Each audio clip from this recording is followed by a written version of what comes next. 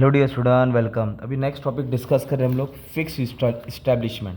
तो जीएसटी में fix establishment होता है क्या? देखो, इस्टेब्लिशमेंट का मतलब होता है जैसे कि तुम्हारे मोहल्ले में बचपन से आप लोग जो दुकान देख रहे हो वो आज भी दुकान है, तो फिक्स है ना, वो इस्टेब्लिशमेंट बोलते हैं। मतलब कोई शॉप है, कोई दुकान है, कोई मैन्युफैक्चरिंग हब है, तो fix establishment is a place where business is carried on, जहाँ से बिजनेस चलता है, जहाँ से धंधा चलता है। तो जीएसटी में फिक्स इस्टेब्लिशमेंट का एक जगह है जहाँ से बिजनेस चलता है।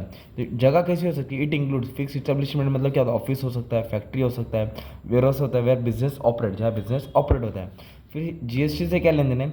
GST registration for fix installment is compulsory, मतलब कोई भी फिक्स इंस्टॉलमेंट अगर गुड्स एंड सर्विस दे रहा है तो उसको जीएसटी रजिस्ट्रेशन करना पड़ेगा। जैसे Jethalal, if the turnover condition, if turnover exceed the threshold limit, तो आपको मालूम है रजिस्ट्रेशन का लिमिट क्या है? 40 लाख। अगर गुड्स सप्लाई कर रहा है तो 40 लाख, और सर्विस सप्लाई कर रहा है उसका टर्नओवर 20 लाख से ऊपर होना चाहिए, तो then he is liable for registration. वो सेलर को क्या करना पड़ेगा? सप्लायर को रजिस्ट्रेशन करना पड़ेगा अंदर जीएसटी एक्ट लॉ, ये सब डाल देंगे। ओके।